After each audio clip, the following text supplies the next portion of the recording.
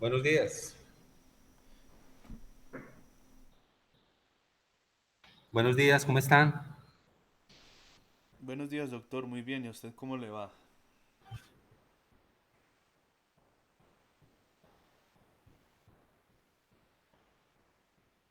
¿Cómo les acabo de ir? ¿Bien o no?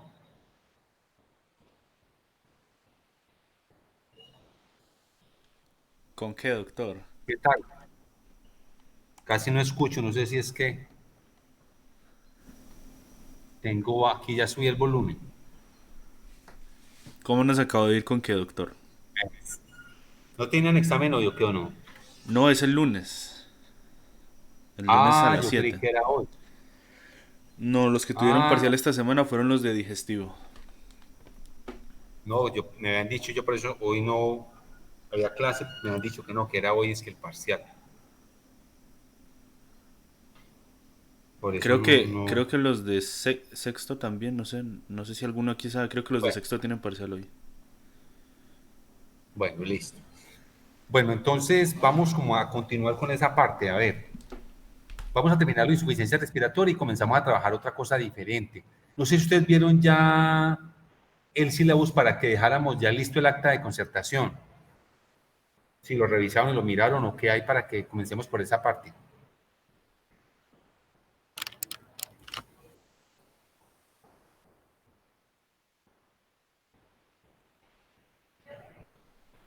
Sí, sí, doctor, el que nos había enviado Luisa. Entonces sería hacer esa acta de concertación entonces. ¿Cómo está ahí? ¿O alguna observación con relación a eso? Creería que ya lo que nos queda es como definir las fechas para esas actividades.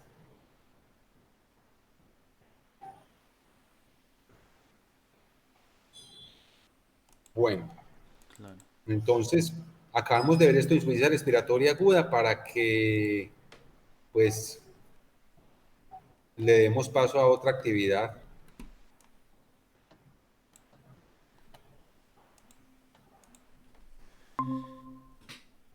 Doctor, si me permite un segundo, me entró una llamada bancaria. Ya regreso en un momento. Discúlpeme, doctor. Listo, no hay problema. ¿Aló?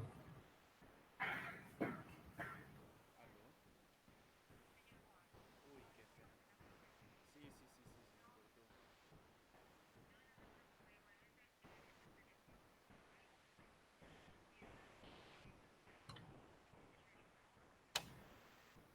Sí, sí.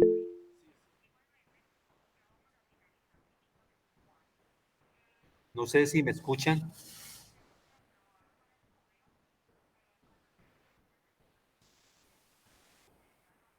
Sí, doctor, se le escucha bien. ¿Se escucha o no? Sí, doctor. Ah, bueno, listo entonces. Bueno, entonces vamos a comenzar a acabar de ver un poquitico lo que teníamos pendiente respecto a la insuficiencia respiratoria aguda. Bueno, habíamos visto algunas de esa parte, no sé si quieren pues como complementar algo ahí, como para que cambiemos como de tema. Bueno, habíamos quedado, creo que aquí como en esta gráfica que me parecía que era muy importante. Bueno, ya habíamos también mencionado algo esto de la falla, el compromiso de la vía aérea, en fin, la severidad que también habíamos hablado con relación a la hipoxemia, teniendo en cuenta pues la saturación y teniendo en cuenta la presión arterial de oxígeno. Y también definimos de manera clara estos dos aspectos, cuáles eran extrapulmonares y cuáles eran intrapulmonares, que es como la parte fundamental y también creo que mostramos como un cuadro interesante donde se veían como esas diferencias con relación a eso que creo que se hacía necesario hacer. Habíamos hablado de la clasificación, que si era tipo 1 hipoxémica, si era tipo 2 hipercámnica, puede persistir hipoxémica e hipercámnica. Para algunos es tipo 3 cuando hay la mezcla de las dos, hipoxémica e hipercámnica. Ya dijimos que la más frecuente era con la cual se asociaba con PSA2 normal, que pudiera estar bajo, era la causa, era la presentación más habitual de la insuficiencia respiratoria. Aquí ya hemos mencionado la tipo normal o el gradiente arterial de oxígeno dijimos que puede estar incrementado porque estamos hablando de la diferencia del alveolo arterial de oxígeno, que sí en milímetros de mercurio. Recuerden que eso lo damos en milímetros de mercurio porque estamos hablando de presiones. Y que estamos hablando de la tipo 1, pues buscamos gran parte de la dificultad a nivel de o en el lecho pulmonar. Cuando me refiero al lecho pulmonar, me refiero, dijéramos, a las pulmonares y me refiero específicamente a los vasos pulmonares. Y cuando me refiero propiamente a parenquima, pues estaré hablando de cuadros neumonías, de alveolar. Aquí estaban las de hipoxemia tipo 1, que creo que por ahí ya estamos hablando de que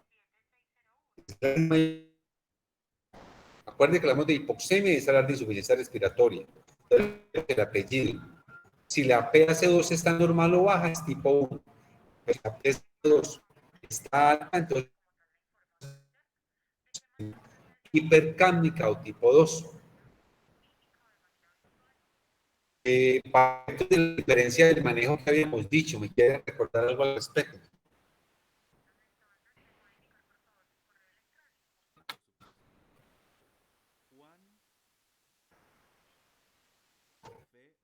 ¿Qué habíamos dicho respecto a lo del manejo?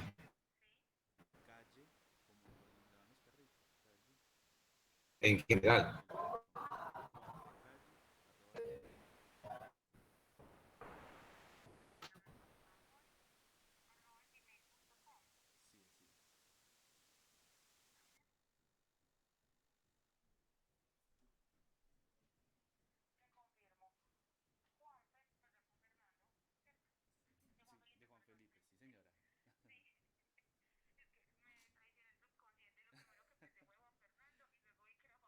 Pasa siempre, tranquila. Correcto,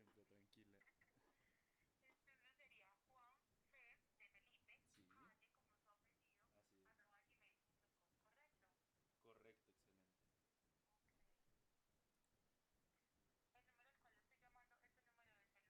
Sí, este es mi número. Listo, muchas gracias.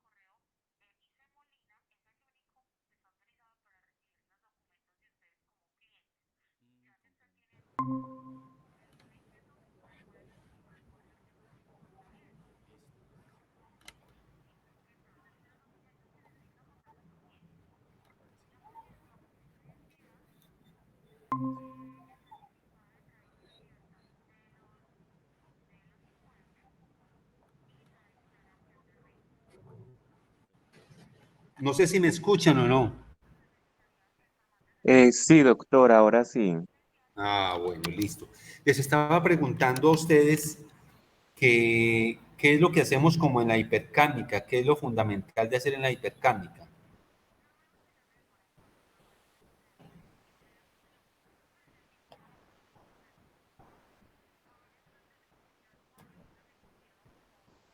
¿Qué es lo que hay que hacer en la hipercámica? Fundamental.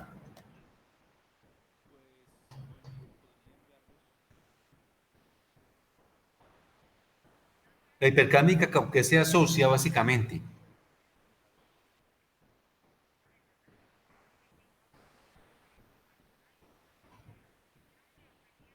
Doctor, Laura dice que con EPOC. Es que no escucho muy bien, no sé qué pasa con esto acá. Bueno, ¿qué dice ella? Que se asocia con EPOC. Bueno, asociarse con EPOC también, pero independiente de que se asocie con EPOC, ¿cuál es la otra cosa importante? Ahí está muy clarito. La hipercámica, recuerden lo que hablamos de hipoventilación y lo de hiperventilación. Cuando yo hablo de la ventilación me refiero específicamente a lo que está pasando con los niveles de CO2, ¿sí? Y entonces cuando tengo una hipoventilación, pues estoy hablando básicamente con qué situación, con que el CO2 no se puede eliminar de forma adecuada. Y si el CO2 no se puede eliminar de forma adecuada, entonces yo tengo que analizar qué está sucediendo. Si yo hipoventilo, entonces retengo CO2, o sea, estoy hipercámico. Si hiperventilo, barro CO2. ¿Se acuerdan que en la discusión pasada yo les mostré que la parte ventilatoria dependía de como de dos grandes sistemas? Un sistema que es el sistema nervioso central, llamémoslo así, donde está el tallo cerebral, y un segundo sistema era el sistema musculoesquelético, en el cual se relacionaba la caja torácica, los músculos intercostales y lo demás. Y también se relacionaba el problema que tenía que ver con la placa neural, donde pusimos como varios ejemplos. Entonces, en este sentido, como el problema es ventilatorio, creo que se los había dicho, lo que es mecánico, mecánico lo resolvemos. Y resolver lo mecánico, pues equivale básicamente a decir, como es apenas lógico, equivale básicamente a decir que de alguna manera tenemos que apoyarnos en la ayuda ventilatoria, en la ayuda de un respirador de alguna manera. Y ahí está claro, y no limitarnos tan solo al administrar oxígeno. Si un paciente tiene signos francos de falla ventilatoria, el problema yo no lo resuelvo simplemente subiendo la fracción inspirada de oxígeno, subiendo el oxígeno. Yo no lo resuelvo así. Lo tengo que resolver con ayuda de ventilación mecánica, llámese ventilación mecánica invasiva o no invasiva. Entonces, esa es una parte muy importante. Y lo que están diciendo acá, debemos buscar la causa de por fuera del parenquima pulmonar. Es posible que sí. Hay patologías en las cuales la causa está por fuera del pulmón. ¿Por qué no me recuerdan 4 patologías en la cual la insuficiencia respiratoria es hipercámnica y está por fuera del pulmón?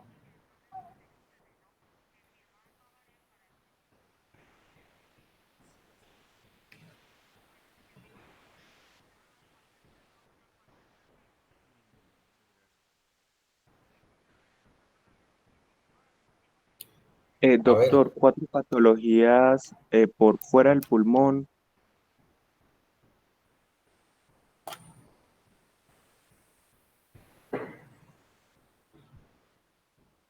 Es que no escuché bien la pregunta, doctor. es que yo los escucho para allá como tan lejos, yo casi no escucho bien. Y aquí tengo el volumen al máximo. Estoy colocando estos audífonos y se me bloquea todo. No sé, el problema es mío seguramente. Porque conecto los audífonos y entonces ya pierdo comunicación con ustedes. Entonces, a ver si nos acercamos un poquitico más para ver si logramos escucharnos. Cuando la insuficiencia respiratoria es hipoxémica e hipercámnica, está claro que yo no solo suministro oxígeno, sino como es hipercámnica, también debo de apoyarme en la parte ventilatoria, en la parte de ventilación mecánica, ya sea ventilación mecánica invasiva o no invasiva. Me debo de apoyar en esas dos situaciones. Elegir cuál es invasiva y no invasiva, eso lo podemos ver ahora más tarde. ¿Cuál de esas? Entonces yo les quiero decir, bueno, mejor dicho, para que nos quede claro esto es más sencillo. Yo voy a mirar a ver si les mando pues como un taller a ver qué tan claro les ha quedado esto para que no quede solamente el encuentro cada semana. Voy a darles entonces 2 ejemplos en las cuales hay insuficiencia respiratoria e hipercámica. 2 ejemplos. Uno, se llama Guillain-Barré. Ese Guillain-Barré es un problema relacionado con una desmielinización que tiene que ver con la inervación de los músculos esqueléticos, donde el músculo esquelético no recibe la inervación adecuada porque la transmisión del impulso es muy lenta. Ese es el ejemplo típico del Guillain-Barré, en el cual el compromiso es por fuera del parenquima pulmonar. Y otro ejemplo claro, que es el de la placa neural, es el paciente el que tiene, dijéramos, la miastenia gravis, donde el problema es directamente con la placa. Quiero que aclaremos bien eso. Una cosa es el problema directamente con la placa neural y otra cosa el problema es con la llegada de la fibra nerviosa. Ahí tenemos dos ejemplos típicos de insuficiencia respiratoria hipercápnica, donde el compromiso está por fuera del parenquima pulmonar. En esos dos casos, para que quede claro. Ahora, yo puedo tener un compromiso a nivel central. ¿En qué casos? El paciente que sufre un trauma craneoencefálico severo y con ese trauma craneoencefálico severo se compromete el centro respiratorio. Entonces, cuando se compromete el centro respiratorio, recuerden que hay dos centros, el centro apnéustico y el centro neumotáxico. Cuando se compromete ese centro respiratorio allá a nivel central, pues también va a tener hipoventilación en ese paciente. Entonces el patrón respiratorio es irregular. Recuerden los tipos de ventilación. La de Kussmaul, la de Cheyne-Stokes y la respiración de Biot, que son respiraciones todas de origen central, Yo puedo tener una respiración paradójica porque también tenga, por ejemplo, un tórax inestable. Puede dar consecuencias con eso. Entonces, cuando el problema es ese, cuando yo estoy viendo a través de una capnografía que el CO2 se está elevando, ese paciente me está diciendo, mire, yo requiero que usted me ayude con ventilación. Ese CO2 lo podemos medir a través de una capnografía que nos marca las ondas del CO2, que es diferente a las ondas que me genera la saturación de oxígeno, que yo creo que las podemos entrar a comparar para que miren cuál es la onda de capnografía y cuál es la onda de, pudiéramos decirlo, de la onda de pulso, que son diferentes, Entonces, bajo esas circunstancias hay que empezar a ayudarle con ventilación mecánica, eso lo vamos a definir como luego. Aquí están, insuficiencia respiratoria hipercápnica, enfermedad pulmonar previa, el EPOC, en la fiebre, en la sepsis, en el asma, fibrosis pulmonar y en la escoliosis. ¿Por qué la insuficiencia respiratoria asociada a sepsis, el compromiso está en el pulmón? Aclaro una cosa, la insuficiencia respiratoria hipoxémica e hipercápnica, la mayoría, en el caso de la hipercápnica, la mayoría puede estar por fuera del pulmón. Ahí aparecen pulmones normales, podríamos decir, pero la causa es extrapulmonar. Entonces la pregunta es, ¿por qué la sepsis conlleva una insuficiencia respiratoria a nivel pulmonar? ¿Cuál sería la explicación de eso?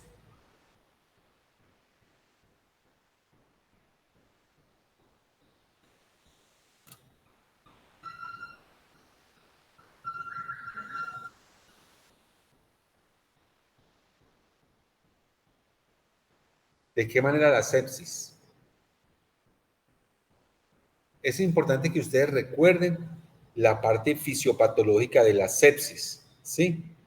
Y recordarle equivale a decir que hay una serie de noxas. ¿Cuáles son las noxas? Las noxas tienen que ver básicamente con liberación de endotoxinas o de exotoxinas por parte de los virus y de las bacterias, que generan una respuesta del huésped. Hay receptores para esas interleuquinas y citoquinas a nivel del endotelio. Y lo que hacen es básicamente activar todo el sistema retículo fagocítico y activar también el sistema neurohumoral, o sea, activar el sistema de interleuquinas, citoquinas, factor de necrosis tumoral. Por ejemplo, en este momento la interleuquina 6 es un marcador importante para reconocer la gravedad de los pacientes con COVID. Y también recuerden que se activa el complemento.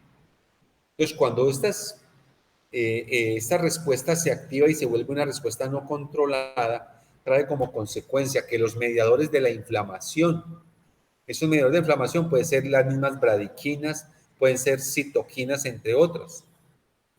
¿Qué es lo que hacen los mediadores de la inflamación? Pues es claro, activan toda una respuesta inflamatoria.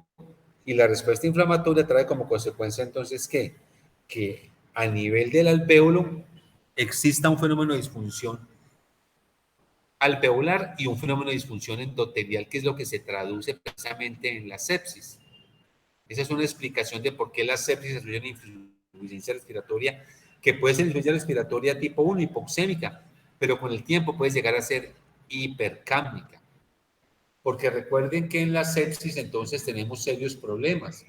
Es que en la sepsis podemos pasarnos ya al shock séptico, y en el shock séptico hay un fenómeno de disfunción relacionado con el metabolismo, donde pasamos de un metabolismo aerobio a un metabolismo anaerobio con gran producción de ácido láctico. Entonces ya la lactacidemia trae como consecuencia que para tratar de compensar ese proceso se comienza a hiperventilar, y el proceso de hiperventilación causa fatiga, causa cansancio en un grupo de células que no están lo suficientemente bien oxigenadas y que no reciben la cantidad apropiada de oxígeno.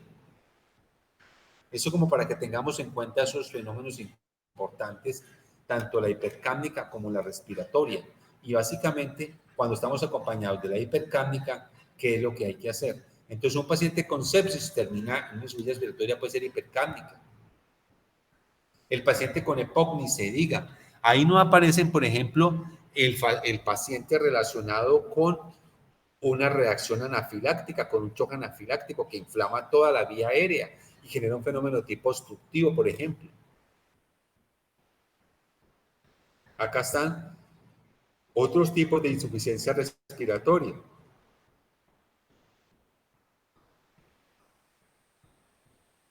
Aquí ya habíamos visto las manifestaciones clínicas, que creo que les dije que en las manifestaciones clínicas uno no podía necesariamente distinguirlas tan claramente como ahí aparece. Y en el diagnóstico, pues hablamos del ABC, ¿no es cierto? De la vía aérea, de las respiraciones, de la circulación, entre otras cosas, de los diagnósticos, en fin. Dijimos que eran importantes los gases arteriales que no los vamos a ver. En hemograma algo estuvimos diciendo, y la creatinina y el PUN. Yo pregunto, en una insuficiencia respiratoria, ¿para qué me servirá la creatinina y la urea?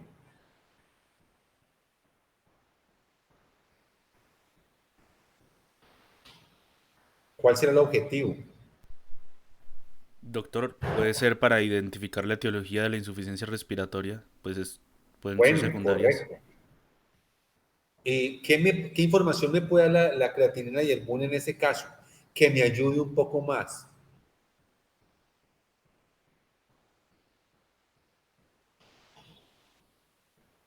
Que me puede explicar hasta cierta manera. Se los pongo de esta forma.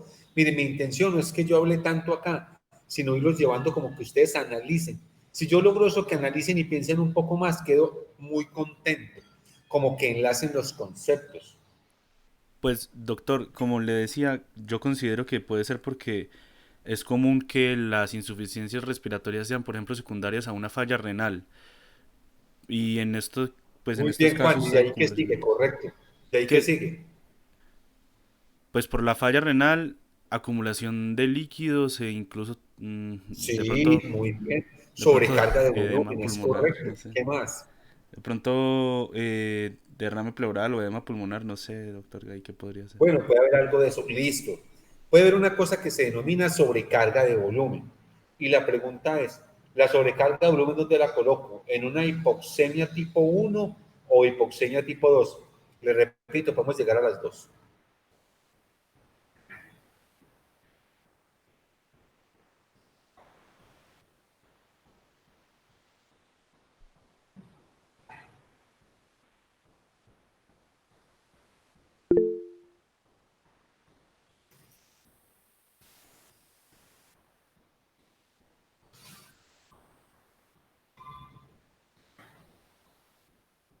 A ver, ¿cómo me pueden ayudar con eso?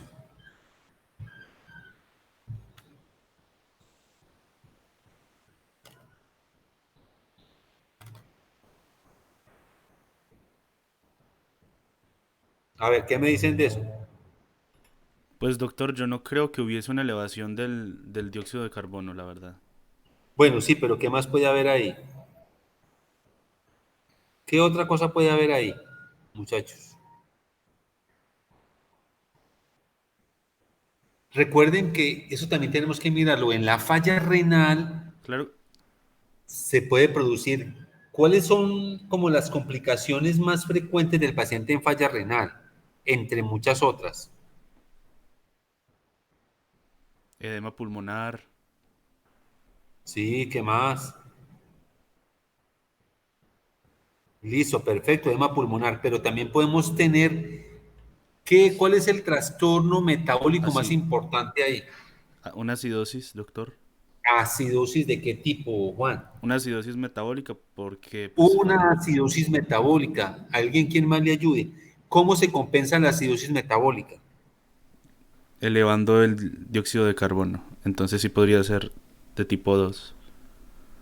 Bueno, no, a ver.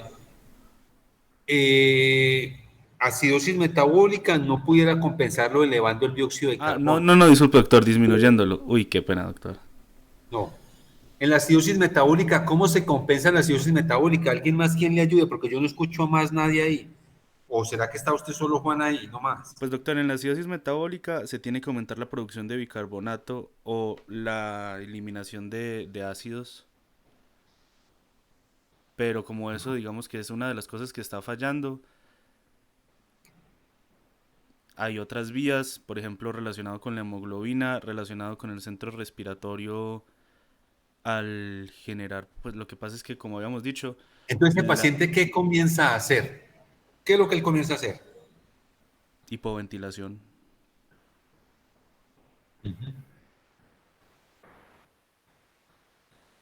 Correcto, ¿qué más?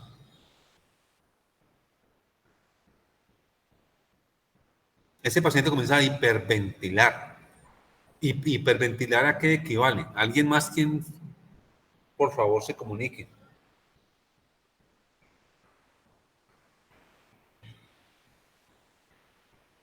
Al hiperventilar, ¿qué hace? Cuando yo hiperventilo, ¿aumento la frecuencia respiratoria o bajo la frecuencia respiratoria? Al hiperventilar se aumenta la frecuencia respiratoria y se disminuye la Y presión de eso que CO2. en términos respecto al trabajo respiratorio, ¿a qué equivale en trabajo respiratorio eso?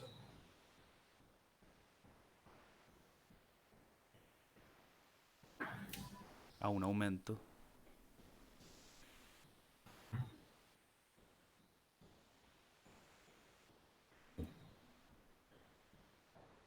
¿A qué equivale eso? Doctor, no le comprendo muy bien la pregunta. ¿Podría repetirla? Si estamos, a ver, estamos diciendo una cosa, el paciente sencillamente tiene una acidosis metabólica.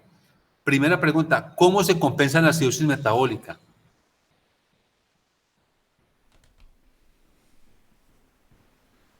Eso lo deben de recordar bien ustedes.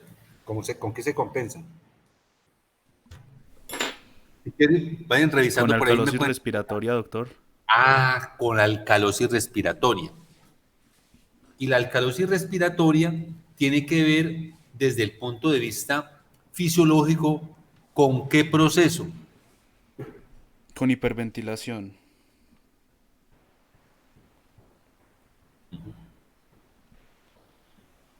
Entonces sería de tipo 1 la ¿Alguien hipoxemia más quiere porque agregar algo disminuye ahí, la Juan? fuerza. Porque no escucha más nadie.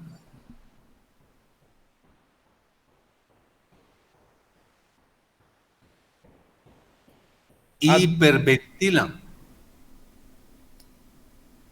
Y en términos de trabajo respiratorio, ¿qué significa hiperventilar con el trabajo respiratorio? Yo lo aumento, lo disminuyo o no pasa nada. yo creería que se aumenta el trabajo respiratorio, doctor. Se aumenta el trabajo respiratorio. Y al aumentar el trabajo respiratorio puede ocurrir una cosa que se llama ¿qué? Fatiga muscular. Los músculos se pueden cansar, se pueden fatigar. Y cuando el músculo se cansa y cuando el músculo se fatiga, entonces, ¿qué va a pasar con el CO2? Comienza a elevarse de nuevo. Se eleva. Entonces, de esa manera puede haber, un paciente renal puede terminar en una hipoxemia hipercámica. ¿Por qué hipercámica? Porque de tanto hiperventilar para resolver su problema de acidosis se fatiga y se cansa. Con un agravante. Dentro de los trastornos múltiples que tiene la falla renal, hay un gran problema con el calcio. Más aún, recuerde que el calcio es vital para la contracción. De hecho, sus pacientes hay que darle suplemento de calcio, precisamente por eso. Entonces, quiero que tengan muy en cuenta esa parte. Aquí podemos estar mucho rato, pero bueno, avancemos a ver. Doctor, entonces una preguntita ahí para finalizar. Entonces, en una insuficiencia respiratoria secundaria a una falla renal, ¿se podrían tener dos momentos en los que inicialmente es una hipoxemia tipo 1 que progresa a una hipoxemia tipo 2? Listo, gracias, doctor. Sí, señor. Qué pena acá, ya una cosa que tenía una fruta ahí porque estoy tratando de volverme vicioso. Evidentemente, sí puede pasar eso. Yo les pregunto, para terminar ahí eso. Bueno, luego hablamos de esa parte. ¿El edema pulmonar está en insuficiencia respiratoria tipo 1 o tipo 2? El edema pulmonar. ¿Qué le hace el paciente con falla renal?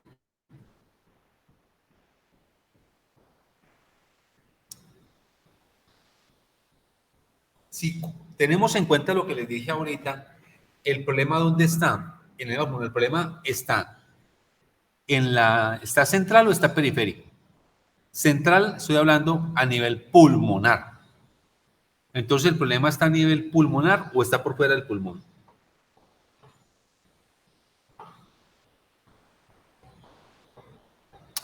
En el edema pulmonar, entonces, el problema está ¿dónde? ¿Qué es lo que ocurre con el edema pulmonar?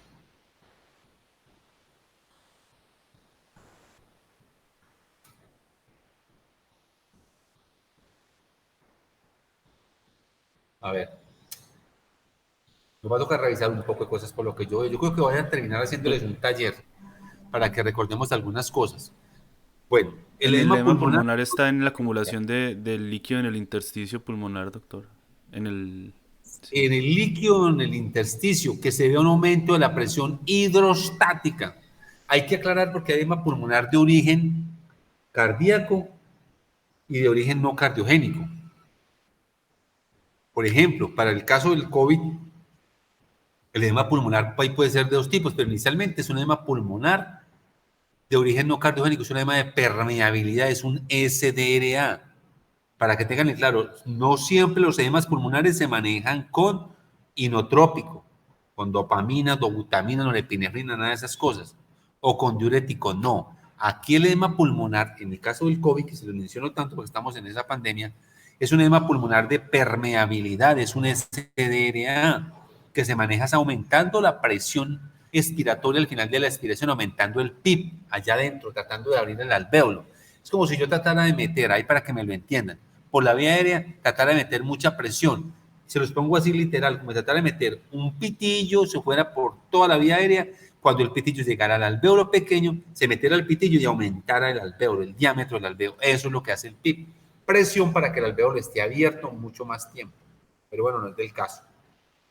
Entonces, ese es un edema, obviamente, de permeabilidad. Y el otro que estamos hablando, insuficiencia respiratoria tipo 1, es el que se presenta en el edema pulmonar. Ya el hipercámnico, ya dijimos, puede ser una complicación del mismo. Bueno. Entonces, en la RX de toras, ¿qué podemos ver? Patologías de la pared, de la pleura. Creo que quedamos con un trabajito con eso, ¿cierto? Yo creo que ahorita me lo muestran, ¿ok? Bueno. Tal de toras. Mayor presión en las patologías descritas. Bueno, aquí está este gráfico que me parecía supremamente oportuno, me parecía muy bueno. Creo que esto nos ayuda con muchas cosas, con ese algoritmo, ¿cierto? Es mirar a ver cómo estamos desde ese punto de vista. Entonces, lo primero que yo hago es mirar, la PaO2 está por debajo de 60, entonces digo, insuficiencia respiratoria aguda, se acabó. Después cojo la PaCO2, si Dios mío está normal o baja. Si está normal o baja, óigase bien, se dan insuficiencia respiratoria aguda tipo 1. Este cuadrito, ojalá lo puedan tener. Este cuadrito, ojalá lo puedan tener. Entonces yo digo, si es insuficiencia respiratoria tipo 1, entonces yo me voy por acá. Me vengo para aquí, para este lado.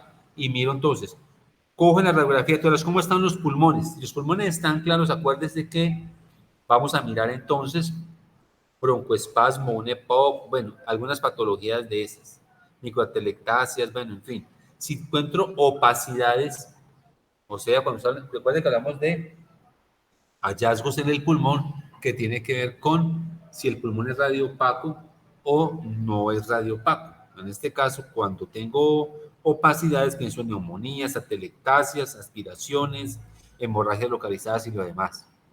Listo.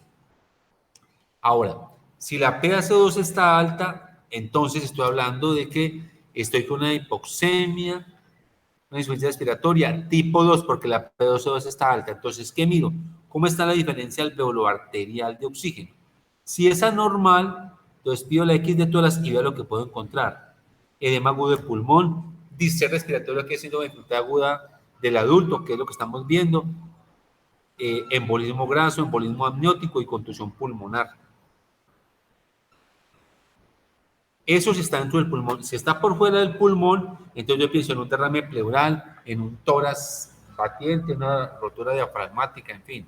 Pero si es normal, entonces yo digo, hombre, el PaCO2, yo digo, la PaCO2 de ese paciente es normal y no tiene hallazgos importantes en la placa de tórax, entonces yo me voy ¿para dónde? Me voy a mirar la parte periférica, voy a mirar el centro respiratorio, una enfermedad neuromuscular, una obstrucción de la vía aérea. Aquí quiero aclararles una cosa con relación a que es normal. Aquí puede ser anormal, por ejemplo. ¿En qué caso? En el paciente que tenga un trauma de la reja costal, que tenga un tórax inestable, que tenga fracturas costales. Ahí no sería normal. Aquí me refiero ya básicamente a lesiones que están por fuera del tórax, pero que contribuyen a eso. Espero que este cuadro les quede bien clarito, les quede como bueno. Me parece a mí que es interesante. Doctor, entonces, por ejemplo, en intoxicación con opiáceos sería una insuficiencia de tipo 2. ¿Qué opinan los que lo escuchan allá, Juan? Qué bueno. Yo no sé, hoy a Laura no la he escuchado, no he escuchado por ahí. No, me tienen muy triste, porque pareciera que estuviéramos en un monólogo hablando solo los dos.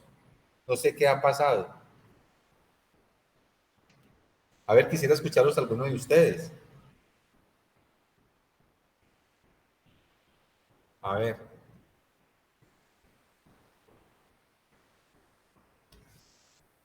Lo que usted pone de manifiesto es que si al paciente le damos opiáceos, recuerde que los opiáceos deprimen el centro respiratorio. Y deprimir el centro respiratorio equivale a que esos pacientes hagan bradipnea, disminuya la frecuencia respiratoria. Entonces, esos pacientes pueden decir insuficiencia respiratoria aguda, una tipo 2. ¿Por qué tipo 2 mayormente? Porque deprime el centro respiratorio y no se genera estímulo en el centro respiratorio para llevar a cabo el proceso normal de la respiración.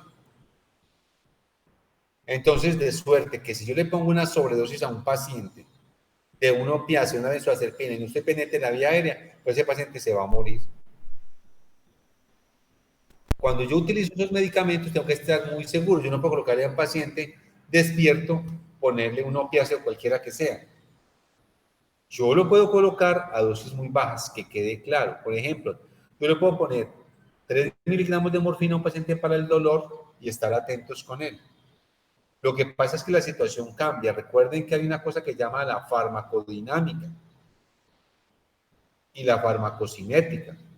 La farmacodinámica tiene que ver con el mecanismo de acción y la farmacocinética tiene que ver con variables tales como la biodisponibilidad, el volumen de distribución del fármaco, la parte del metabolismo. Eso hay que analizarlo. ¿Por qué se los coloco? No es lo mismo ponerle 3 miligramos de morfina a cualquiera de ustedes que puede que le dé sueño y en fin, y se sature un poco. Pero si a un paciente con EPOC le pongo 3 o 4 miligramos de morfina, se me complicó la situación. Porque él vive mucho de su centro respiratorio, de estar estimulando permanentemente el centro respiratorio para manejar el CO2. Entonces depende de eso. Entonces, ¿qué quiero decirles con eso? Que dosis repetidas de morfinas y de opiáceos, perdón, morfinas, que hace parte de los opiáceos, y benzodiazepinas pueden llevar a que un paciente haga un paro. De hecho, lo vemos con mucha frecuencia. Por ejemplo, un señor que lo llevan al servicio de urgencia porque convulsiona, convulsiona y convulsiona, y para yugular las convulsiones le colocan diazepam. Le ponen tantas dosis de diazepam que el paciente finalmente entra en paro. En paro que respiratorio, porque ese paciente se ha deprimido por acción de las benzodiazepinas en el caso del diazepam o por acción de los opiáceos en el caso del fentanil. Bueno, este cuadrito ténganlo en cuenta, por favor. Bueno, aquí está entonces. ¿Qué es lo que hay que hacer? Colocar al paciente en posición semisentada. Verificar la permeabilidad de la vía aérea. Acuerden que siempre comenzamos por la letra A, la vía aérea, permeabilizar la vía aérea. ¿Qué es permeabilizar la vía aérea? Es mirar que no tenga cuerpos extraños en la vía aérea. Es alinear la vía aérea. La triple maniobra de la vía aérea que ahí aparece. ¿Con qué seguimos? Le suministramos oxígeno. Que eso lo tendremos que mirar. Oxígeno, que puede ser, mirar si es oxígeno de alto flujo o de bajo flujo. Entonces, oxígeno lo más frecuente es por cánula.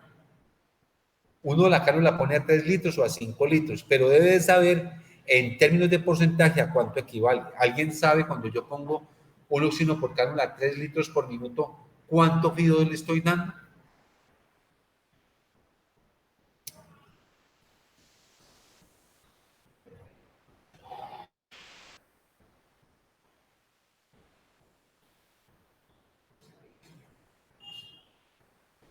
Ahí les dejo la tarea, o si la pueden ir buscando ahorita, ahí que está en la mano, pues busquen. Porque yo le pongo oxígeno a 2 litros, a 3 litros, a 5 litros, a 8 litros. Depende del litraje del oxígeno, le estoy dando un aporte de fracción inspirada de oxígeno, para que lo tengan en cuenta. FIO2.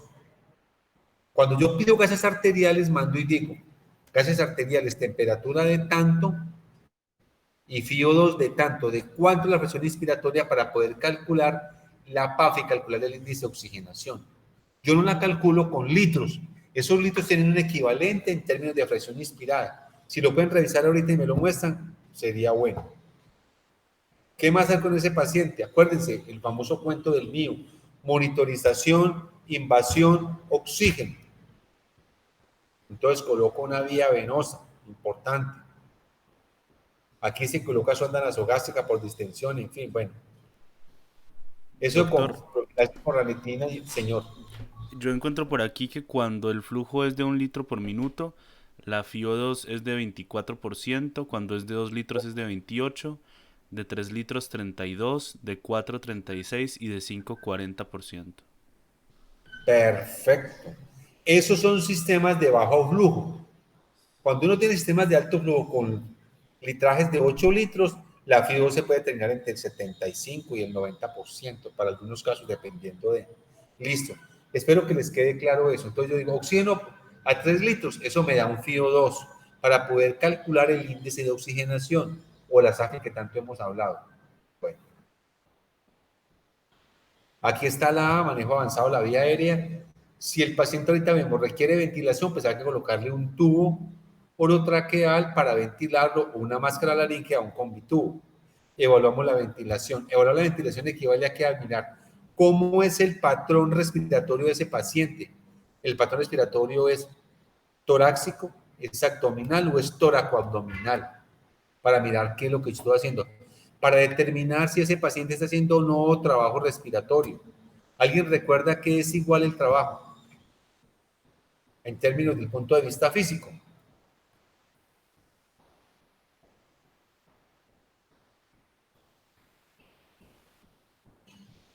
En mis tiempos el trabajo era igual a fuerza por distancia, W es igual a fuerza por distancia, eso era en mis tiempos. Eso es desde el punto de vista físico, fuerza por distancia.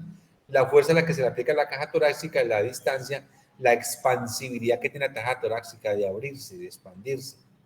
Entonces evalúo la ventilación. ¿Cómo la evalúo? Miro el patrón respiratorio. ¿El patrón respiratorio es regular o es irregular? Voy a mirar si esa ventilación tiene un patrón respiratorio de origen central. ¿Cuáles son de origen central? Respiración de Biot, respiración de Cheyne-Stokes y respiración de Kussmaul. Esos son patrones respiratorios de origen central. Algunos hablan de un patrón respiratorio acidótico. La verdad, pues, como tal, es más bien como una especie de hiperventilación, pero no hay un patrón descrito como tal. Listo. Ahora me voy a evaluar la circulación. ¿Cómo evalúo yo la circulación en un paciente? A ver, 3 parámetros me permiten evaluar la circulación. ¿Cómo la evalúo yo?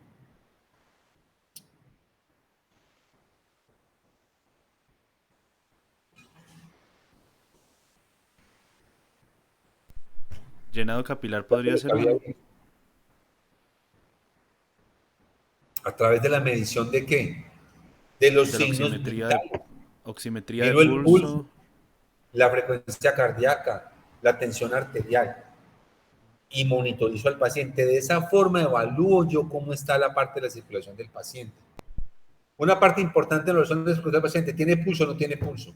Entonces, el pulso, la frecuencia cardíaca, la tensión arterial y de alguna, indirectamente el estado de conciencia, indirectamente. Porque el paciente que está en un paro, acuérdense que cuando para verificar la posibilidad de que un paciente esté en paro, partimos de 3 preguntas. ¿Responde o no responde? Entonces, respuesta, no responde. Segundo, ¿respira o no respira? Respuesta, no respira. Tercera, ¿tiene pulso o no tiene pulso? Respuesta, no tiene pulso, está en paro cardiorrespiratorio.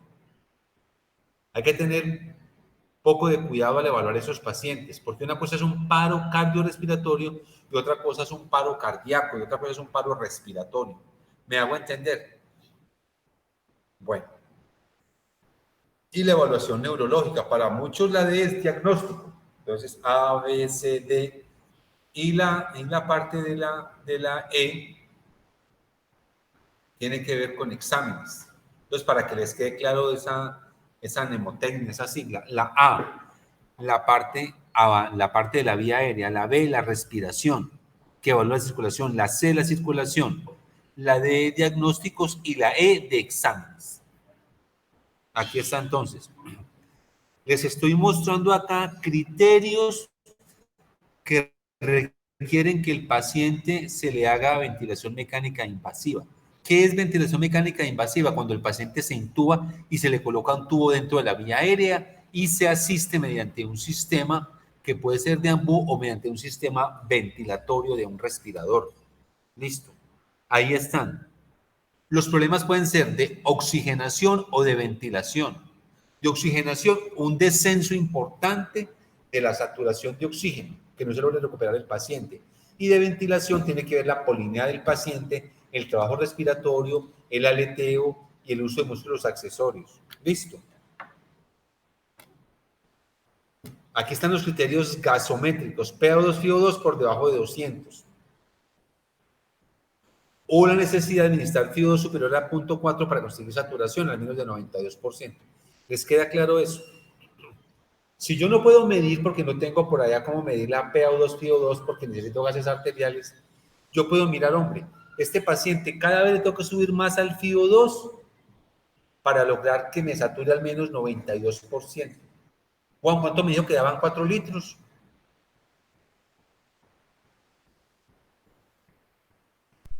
4 litros 36%, 5 litros 40%.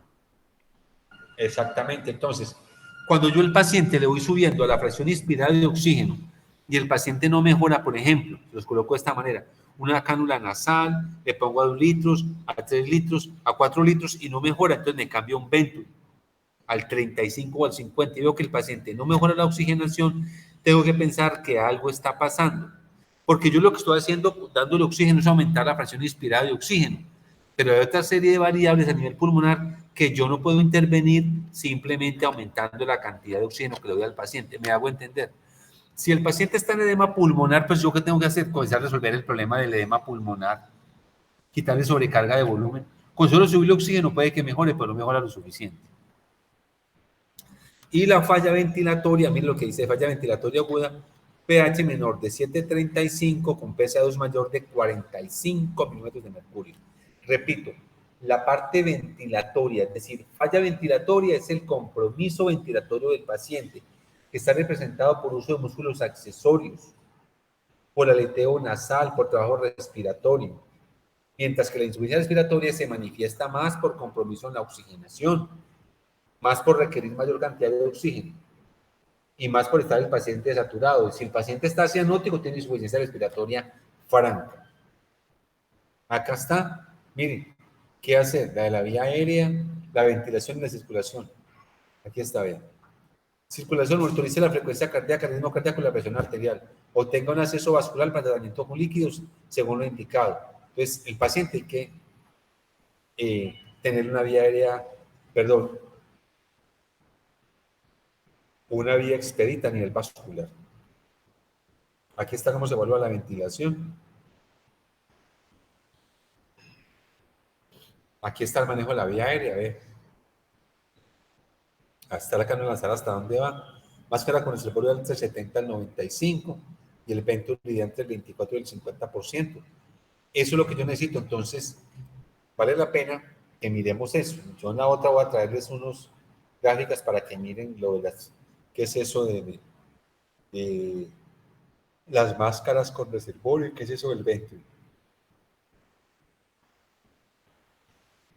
Bueno, ¿cuándo intubación orotraqueal? Deterioro del sensorio. Hay aparece en grado menor de 9, para algunos en grado menor de 7. Entonces, si el paciente es un paciente que sufre un trauma, un accidente de tránsito, cualquiera que sea, y el Glasgow de ese paciente está por debajo de 9 o en algunos casos por debajo de 7, ese paciente hay que intubarlo para proteger la vía aérea. Hay que tener mucho cuidado a la hora de intubar el paciente porque usted puede a través del proceso de intubación generar un mayor trauma en el paciente. Si él tiene un trauma en la columna cervical y usted lo intuba de manera inadecuada, le puede aumentar el trauma en la columna cervical. Segundo, cuando usted ese paciente lo va a intubar y está muy despierto, el paciente se queja y tose. Y esas maniobras de Valsalva aumentan presión intracraneana que puede ser deletérea para el paciente. Entonces hay que tener mucho cuidado con ese tipo de pacientes. Pacientes con oclusión por efecto mecánico en la glotis. Efecto mecánico es que lo invitaron a un almuerzo y se puso a hablar mucho y se comió un huesito de pollo y se le atoró el huesito de pollo. O un pedazo de carne, se le quedó por allá también.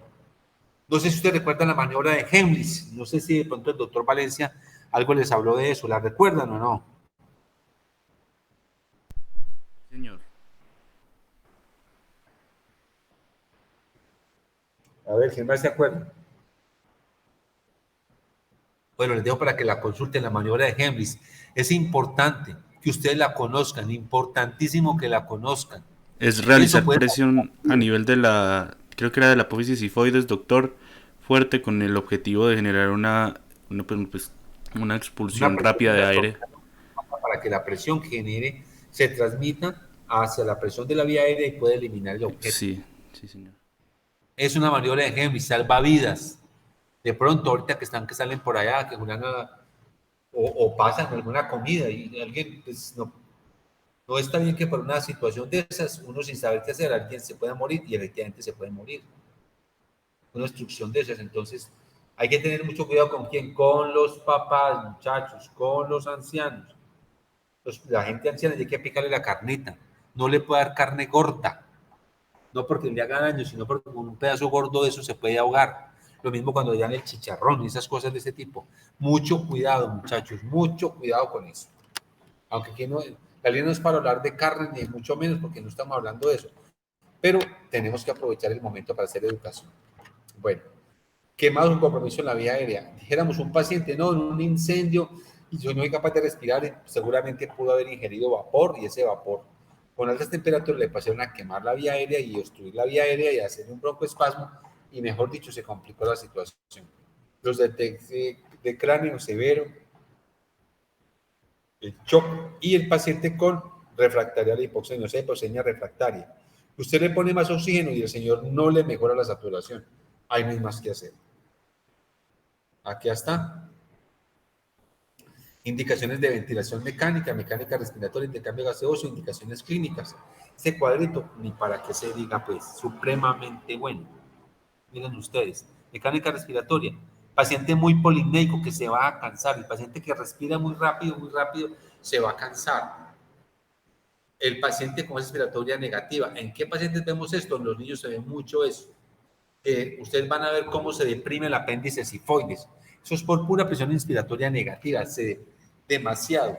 Eso también puede observarse en el caso de los tirajes, sobre todo los tirajes supraclaviculares y tirajes subcostales que se ven en los niños. Eso indica signos francos de insuficiencia respiratoria en ese niño y que probablemente vaya a requerir ventilación, vaya a requerir manejo de la vía aérea. Bueno, intercambio gaseoso, ahí está. PaCO2 menor de 60, confío mayor del 50, está muy clarito eso. Es decir, pedir mucho FiO2 para lograr una PaO2 por debajo de 60. Y la parte ventilatoria, en incremento de la PaCO2 con un pH menor de 7.25. Indicaciones clínicas, aquí están muy claritas. para llevar a cabo la ventilación mecánica.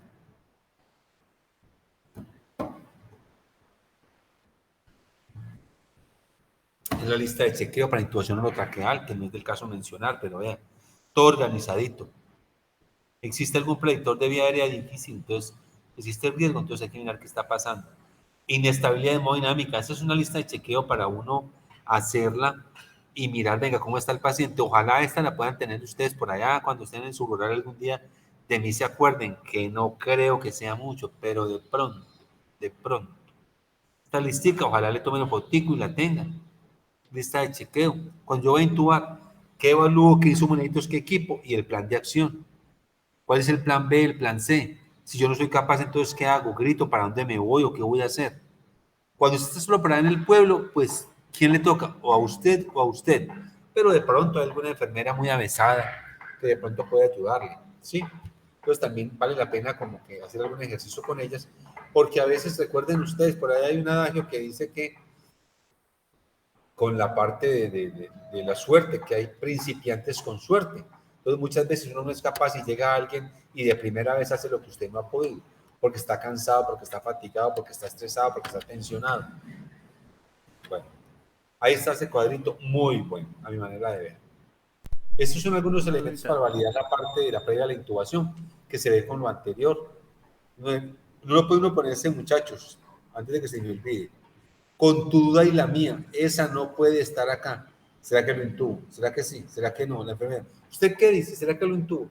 Llega el señor que es el transportador allá, el conductor. ¿Usted qué dice? Ah, no. No, es que ellos no son los de la competencia es usted.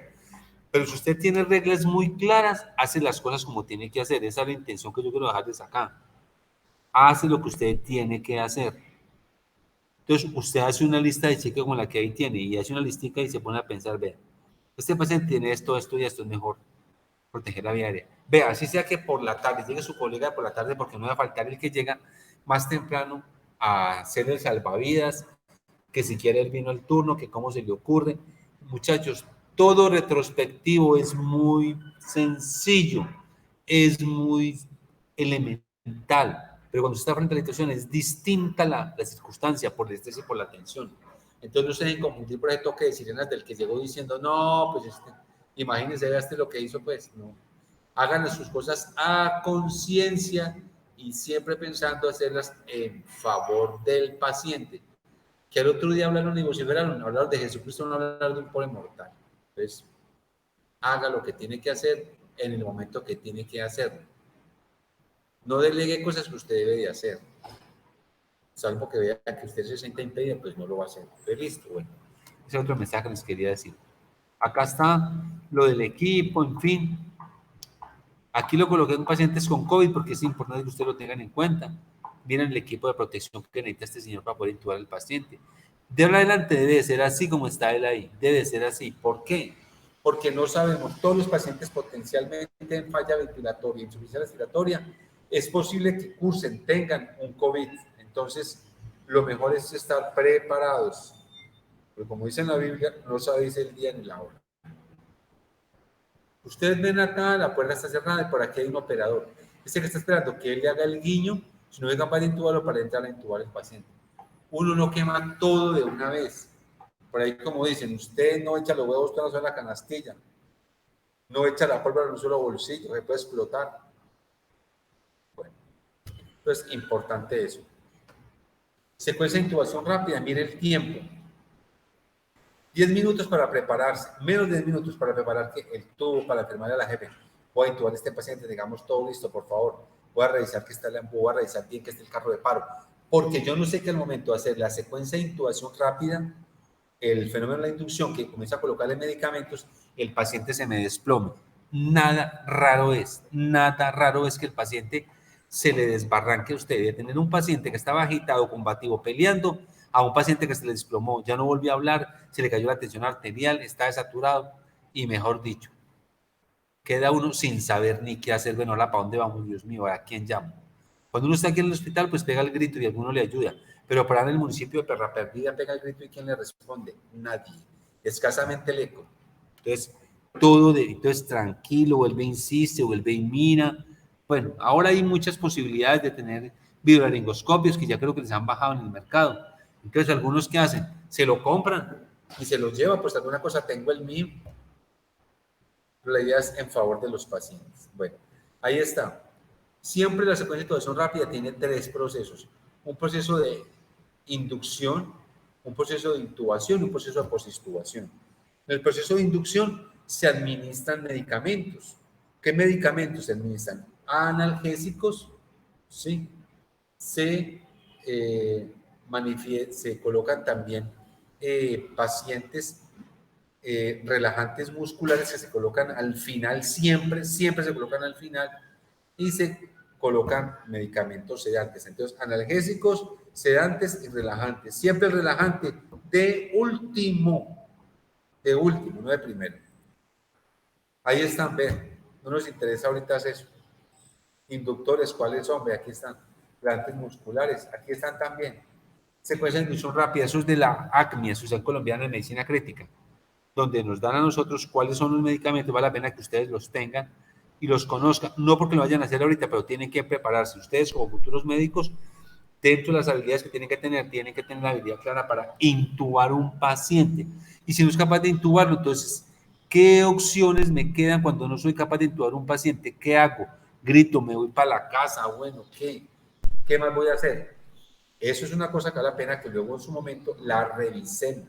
Doctor, Yo, a veces nosotros no les enseñamos a ustedes muchas cosas porque todo sale bien. Y si yo no soy capaz de intubar al paciente, entonces ¿yo qué hago? A ver, ¿qué se les ocurren a ustedes? Usted lleva 3 minutos o 5 minutos y no es capaz de intubar al paciente, ¿qué hace?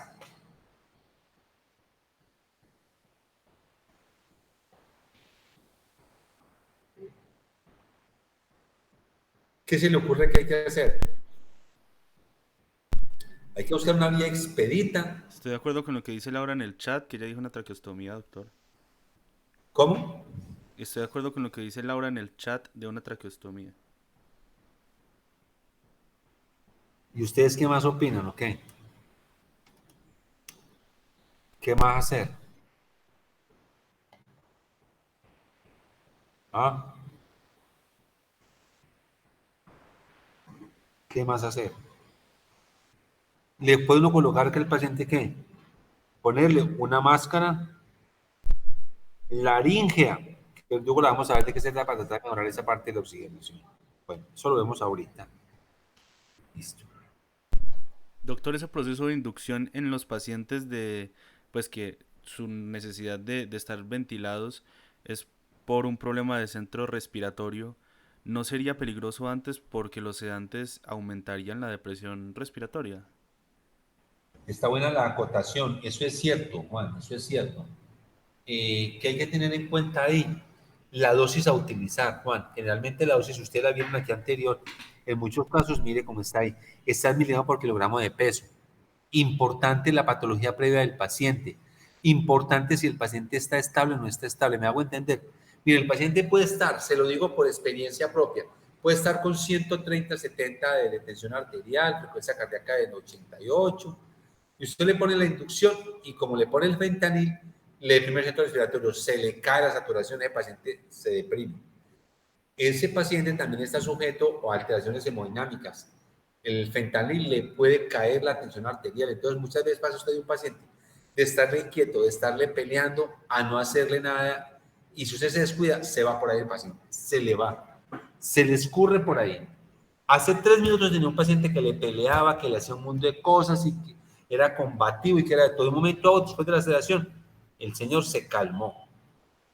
Es posible que sí, pero hay que estar muy atentos. Entonces, de suerte que, por eso les decía, relajante de último de dosis bajas. Yo no puedo colocarse relajantes a dosis tan altas, porque paralizo al paciente y le hago una insuficiencia respiratoria. De hecho, hay una reacción adversa relacionada con el fentanil que se llama toras leñoso, que los invito a que lean un poquitico de toras leñoso. Bueno, aquí están los medicamentos.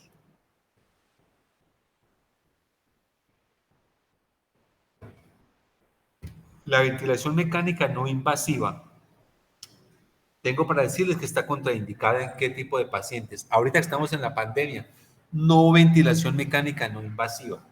El paciente con COVID no ventilación mecánica no invasiva, que quede claro eso, en el del COVID.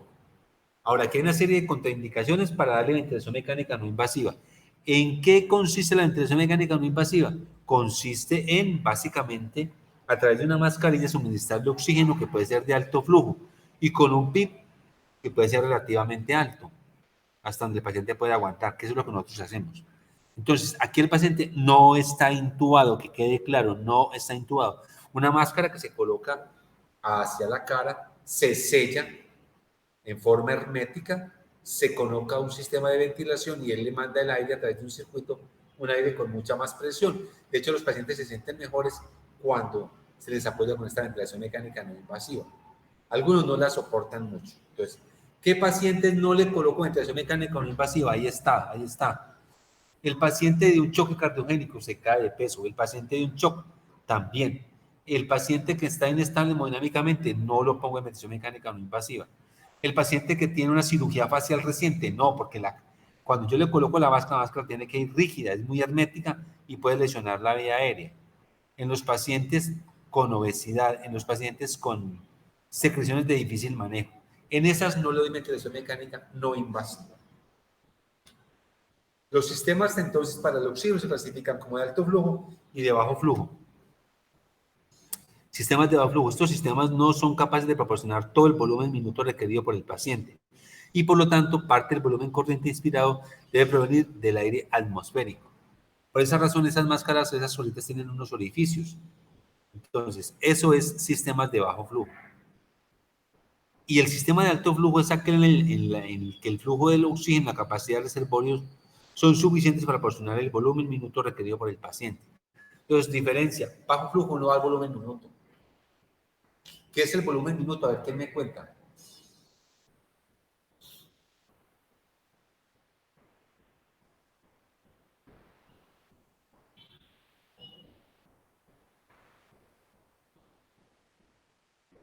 ¿Qué es el volumen minuto?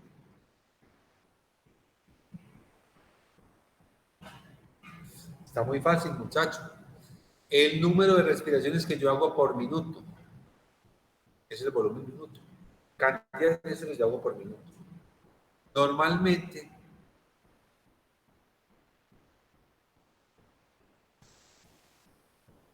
uno normalmente hace de 15 a 18 respiraciones por minuto, pero eso lo relaciona con la cantidad de aire que ingresa, ¿sí? Eso es el volumen minuto. Tiene que ver con el número de respiraciones que yo hago por minuto y con la cantidad de aire que yo movilizo por minuto. Normalmente corresponde al volumen corriente. ¿Cuánto es el volumen corriente normal?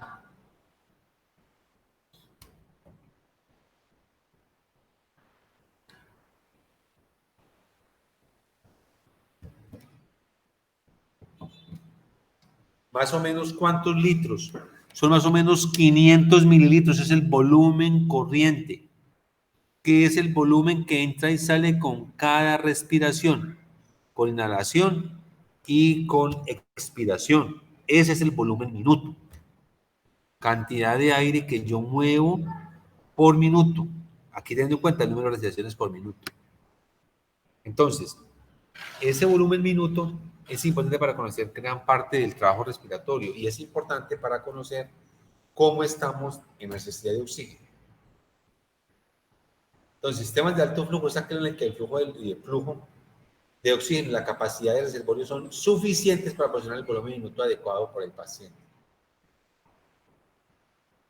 Y los sistemas de bajo flujo, ya dijimos que no son capaces de llevar a cabo ese proceso, no son capaces de llevar a cabo la ventilación por minuto en forma adecuada como la requiere el paciente. Y dos en los sistemas de flujo. Ese es de bajo flujo, esta es una cánula común y corriente.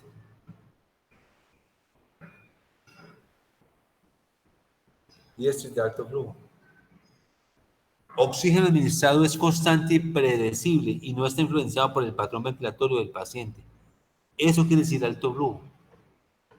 No tiene nada que ver con el paciente. Como se ocurre con el de bajo flujo, que está influenciado por la cantidad de aire que le entra al paciente.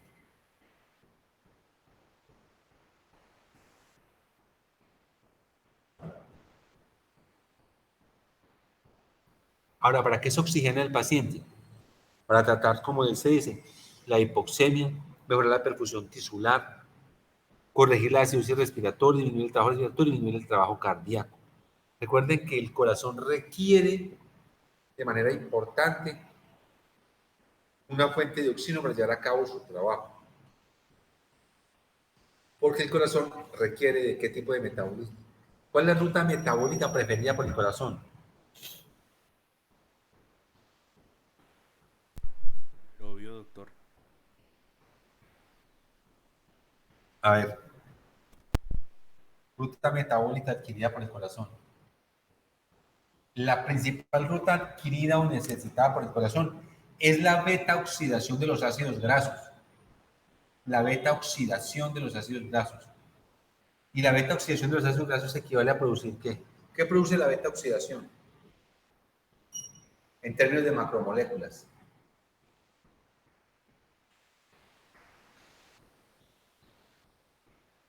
Produce acetilcoenzima A, que entra al ciclo de Krebs. Bueno, dejémoslo hasta ahí. Recuerden que ese ciclo de Krebs y la beta-oxidación ocurre a nivel de la mitocondria. Por eso las lesiones mitocondriales son tan severas y tan deletéreas para el organismo, cuando se compromete la mitocondria. Y la mitocondria es muy susceptible a deprivación de oxígeno. Bueno, ahí está pues.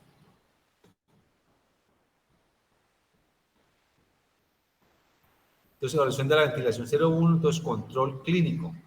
Mejoría de los síntomas y signos de hipoxemia. ¿Cómo lo va usted? Porque mejora la saturación y porque le mejora la famosa SAFI que tanto hemos venido hablando acá. ¿Cómo lo evalúa? También con la pulsoximetría y lo evalúa con los gases arteriales. Esos son los 3 parámetros que me permiten hablar la ventilación del paciente, junto a lo que ya les dije, junto al patrón respiratorio. Porque yo puedo mejorar un poquitico la pulsoximetría, la puedo mejorar un poco. Pero si el paciente sigue con trabajo respiratorio, tengo que replantear eso.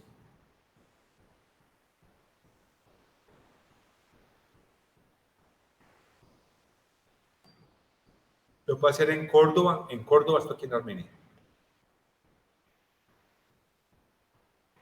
¿Cómo evalúo el compromiso circulatorio? Ahí está, la presencia de pulso, el llenado capilar, medición de la tensión arterial, la auscultación cardíaca y el monitoreo electrocardiográfico. Con esos parámetros yo evalúo el compromiso circulatorio. Yo puedo tener muy buena, me voy a volver acá, puedo tener muy buena evaluación de la parte de la ventilación, pero pésimamente evaluado la parte de la circulación. Aquí están los parámetros de cómo evalúo yo la circulación. Al ser de la presencia del pulso, el llenado capilar, la medición de la tensión arterial, la auscultación cardíaca y el monitoreo electrocardiográfico. Esas son las variables que me permiten a mí evaluar la parte circulatoria, como ya se los dije. Ya lo dijimos ahorita también. Aquí no incluimos, pero la parte circulatoria puede evaluarse de manera indirecta a través también de la saturación. Evaluación neurológica, evaluación del riesgo, estado mental, nervios craneales, bueno. ¿Por qué es importante evaluar el estado mental en esos pacientes?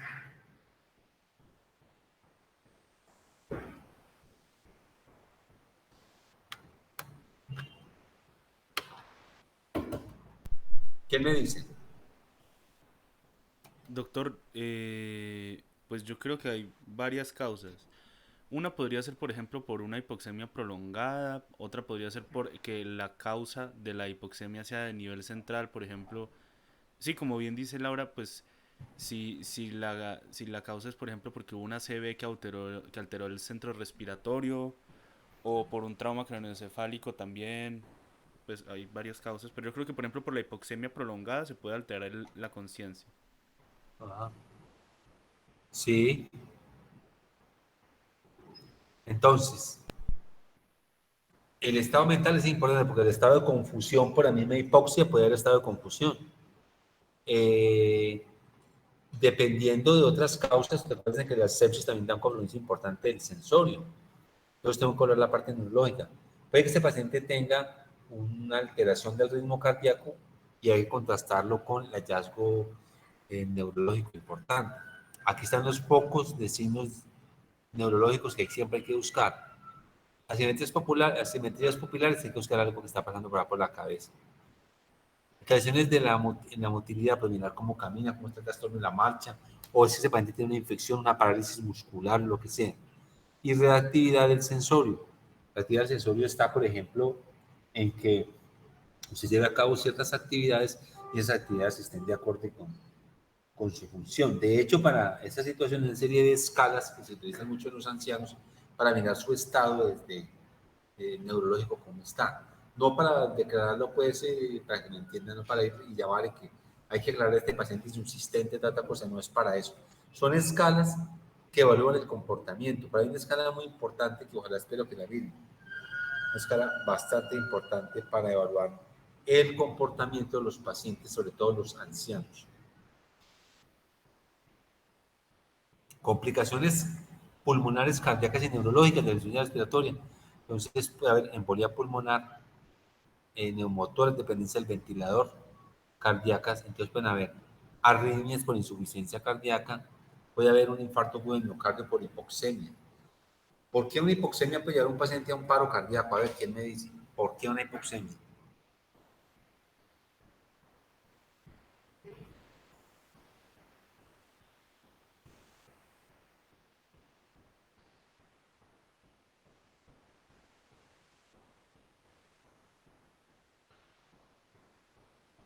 ¿Por qué una hipoxemia? A ver.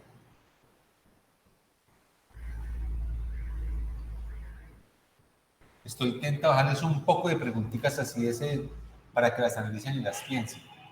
¿Cómo explicar que una hipoxemia me lleva a paro cardíaco?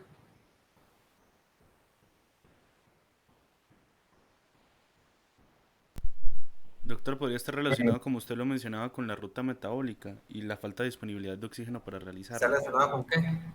Con la ruta metabólica cardíaca y la falta de Claro, disponibilidad de porque hay un oxígeno. desequilibrio entre demanda y aporte de oxígeno. Sí, Cuando tengo una insuficiencia cardíaca, por ejemplo, en el cual no hay un aporte adecuado de oxígeno y de nutrientes, esa demanda, dijéramos decirlo, eh, de alguna manera, ese desequilibrio conlleva eso. El corazón entonces requiere oxígeno y si no tiene oxígeno se torna isquémico y el isquémico es una probabilidad alta de que ese paciente entre en paro. Recuerden que en los fenómenos de isquemia el corazón reacciona de alguna manera activando algunos focos que él tiene para mejorar la frecuencia cardíaca, pero de otro lado también hay una serie de respuestas importantes que tienen que ver con la actividad misma del corazón, que son dependientes de oxígeno. Y la parte neurológica, pues ni hablar del compromiso neurológico, sí, ni hablar. Estas tres complicaciones pulmonares, cardíacas y neurológicas son las que uno evalúa muchas veces en los pacientes con paro cardiorrespiratorio. Y cuando uno evalúa pacientes con paro cardiorrespiratorio, por eso siempre habla de reanimación. Cerebro cardiopulmonar, mire que involucra las tres cosas: cerebro, cardio y pulmonar. Y muchas veces con esos pacientes, porque pues usted logra tener una respuesta adecuada a nivel cardíaco, pero tiene una demanda importante a nivel pulmonar o a nivel neurológico. Eso es una cosa que ustedes no la pueden perder de vista por la razón sencilla de que son de las consecuencias grandes de las complicaciones de esta parte. Bueno.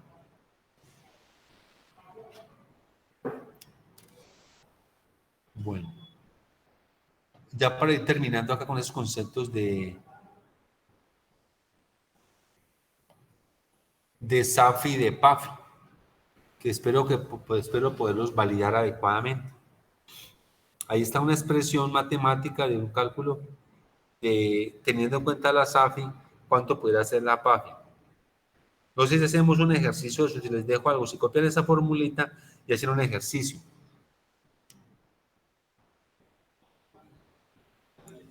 Mirar entonces cómo sería la SAFI, cómo sería la PAFI teniendo la SAFI, haciendo ese ejercicio.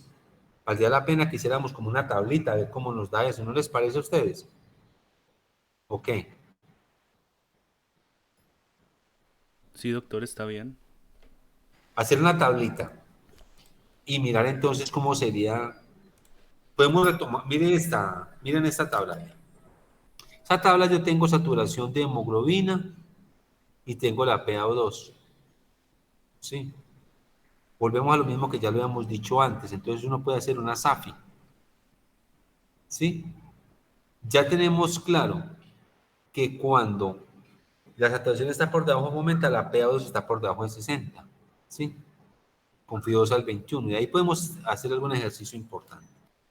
Bueno, aquí están las cosas importantes respecto a ventilación mecánica, no invasiva, no bolsa mascarilla, máscara no reinhalación, lo que se utiliza en los pacientes con COVID, estoy hablando.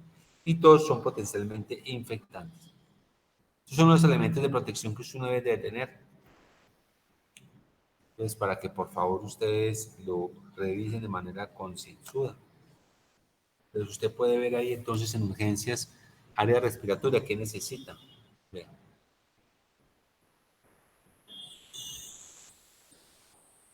Miren ustedes, aquí es un poquito ahí. Auxiliar de enfermería en área de reanimación y observación. Mire todo lo que tiene que tener. Vean. Vean. Y se ve muy bien en el gráfico. El técnico radiólogo es lo que debe tener.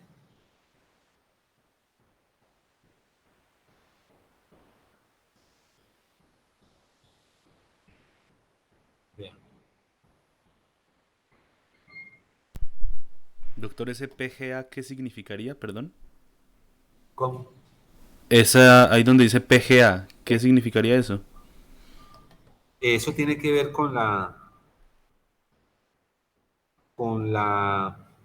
lo que él tiene que tener, es decir, ellos tienen que tener como un registro, como una especie, como de sensor que les dice en términos de radiación cómo están de radiación y todo lo otro. Es básicamente eso, para Gracias, analizar doctor. toda la exposición a radiación.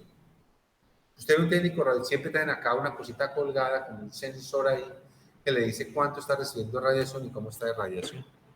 Por eso solo aparece para ellos. Bueno, procedimientos, aquí está muy clarito. Miren que para procedimientos médicos se utiliza todo. Cuando usted ve aquí máscara quirúrgica, a veces uno se la coloca encima del N95. Esta máscara se la puede colocar encima de esta. Pero miren ustedes, vea, para un procedimiento. ¿Cuál procedimiento? Ya lo dijimos. Intubar un paciente, reanimación. Miren lo que tiene también en cuenta el instrumentador. El jefe auxiliar de enfermería, vean. Servicios generales, vean. El camillero.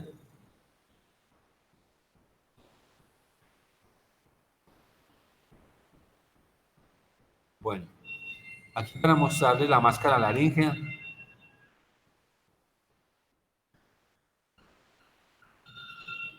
La máscara laríngea, vean. La máscara laríngea es bien interesante. Con esto hay que aprender a insertarla. Ojalá de pronto, si pueden tener por ahí un video y traerse un videito para que la miremos cómo se coloca, esto le salva la vida a uno. Cuando usted no puede intubar a un paciente, esta máscara laríngea es de gran ayuda. Acá también para que vean ustedes entonces cómo se inserta la misma y la función que realmente cumple. Bueno, hasta ahí alguna inquietud, jóvenes. ¿Cómo vamos? Ok. Doctor, ¿Vamos a lo solo, mismo del año pasado? ¿Hemos mejorado? ¿Cómo va esto aquí, pues? doctor, solo una cosita, pues como salida del tema que se me había olvidado decírselo antes. Como nota, Mariana no está. Lo que pasa es que durante la clase se le fue la luz y pues me dice que él le regresó, pero se le fundió el router de internet. Entonces, pues por eso no pudo estar. Está silenciado, doctor.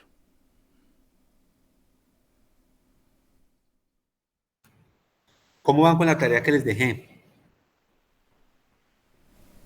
¿La pudieron hacer o no?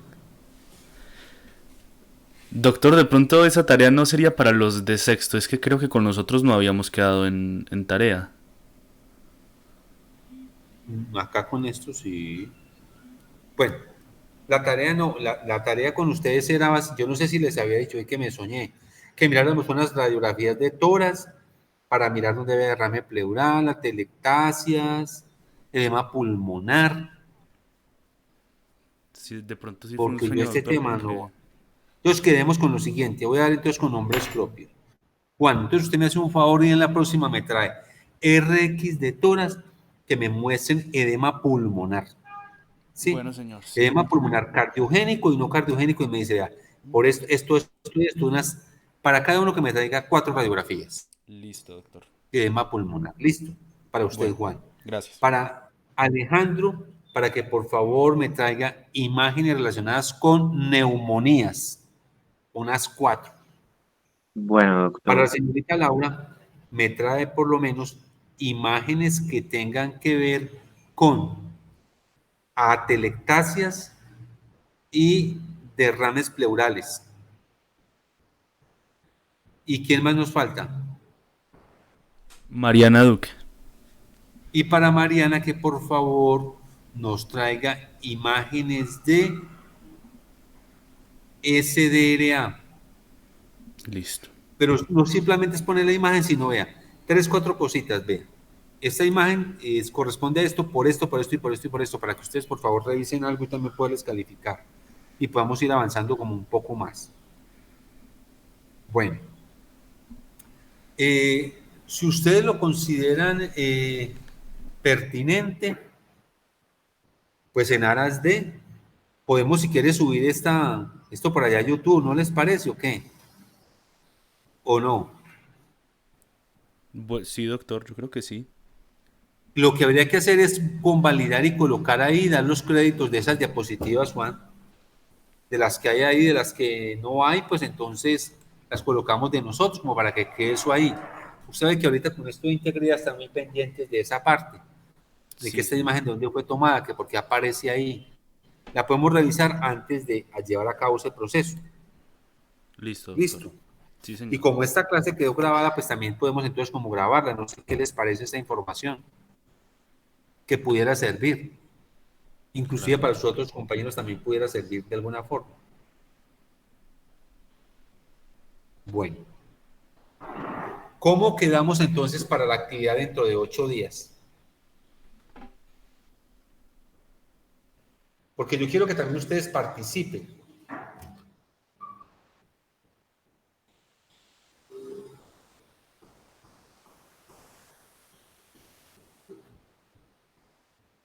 Entonces, dentro de 8 días podemos quedar en que me muestran esta parte y luego nos cambiamos de tema. Para que como ya hablamos con la parte respiratoria, nos podemos pasar a qué? A hablar ya como de la parte cardíaca, ¿les parece? Sí, doctor. En el módulo que usted nos había enviado teníamos entre los temas lo de monitoría invasiva y no invasiva, fisiología respiratoria, control hemodinámico, el módulo metabólico que comprende líquidos y electrolitos y cetoacidosis diabética.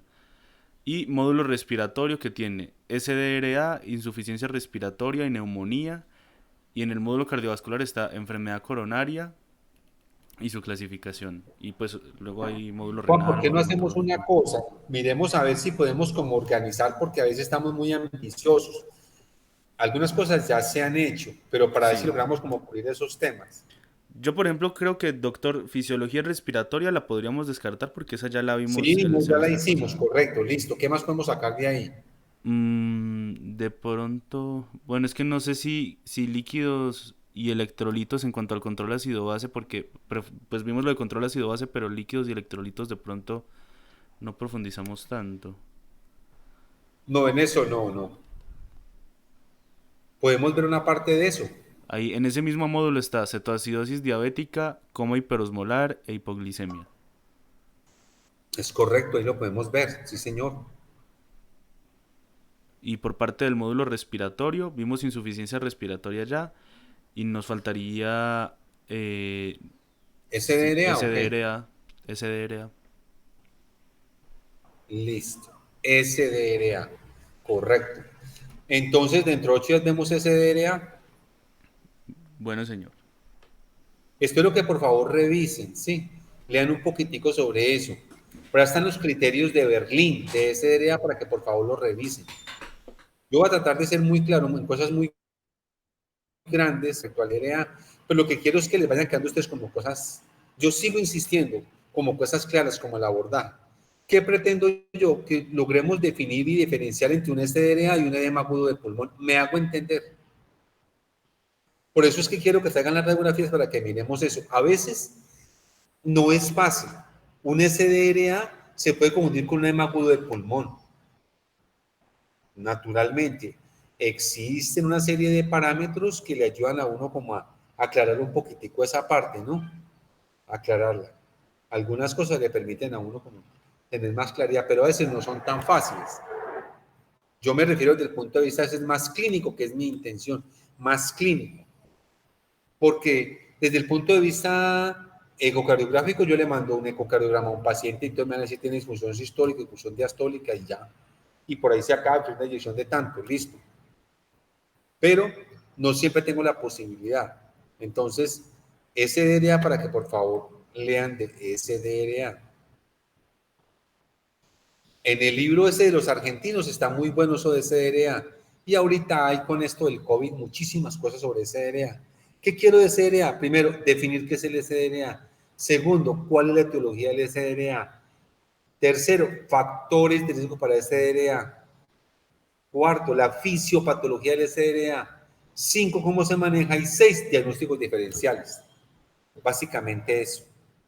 Básicamente eso. ¿Qué hay que hacer? ¿Cómo se maneja?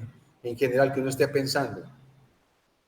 Porque a veces se confunde, en muchos de los casos, la insuficiencia respiratoria puede ser un SDRA.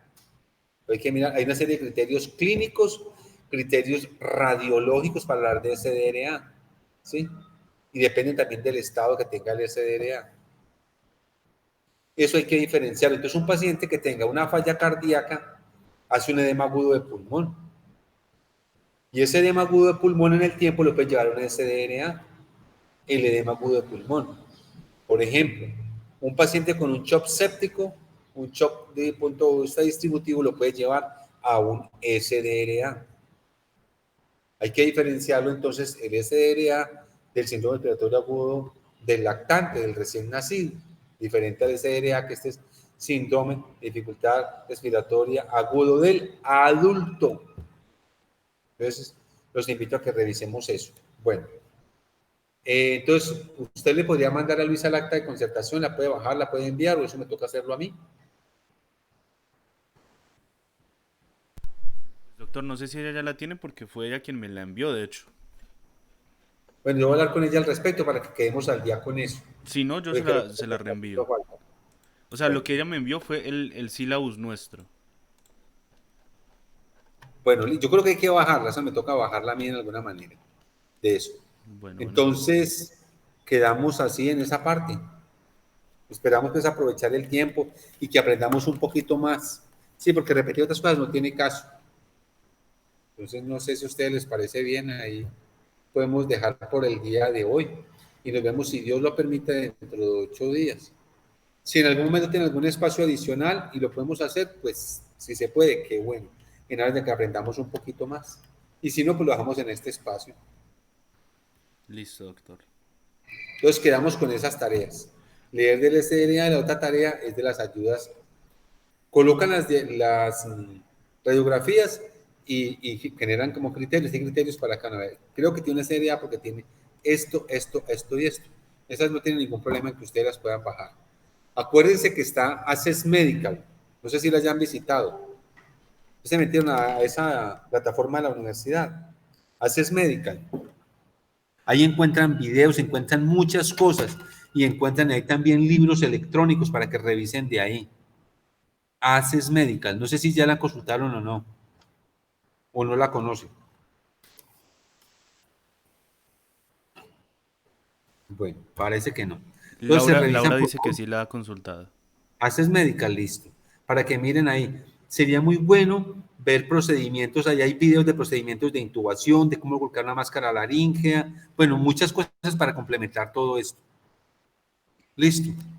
Bueno, entonces no siendo más jóvenes. Doctor, Que estén muy bien, muy una última amables por cosita, su doctor. compañía y un buen fin de semana.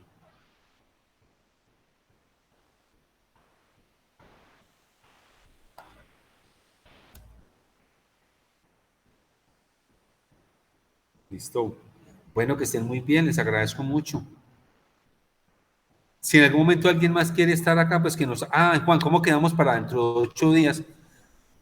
Usted genera el enlace, pero que me mande al correo antecitos, que me haga el favor. Listo, doctor. Sí, sí, sí, Listo. señor. Yo se Ah, lo bueno, reenvío. perfecto. Bueno, que les vaya muy bien. Un feliz día para todos. Lo mismo, doctor. Bueno, Hasta luego. hasta luego.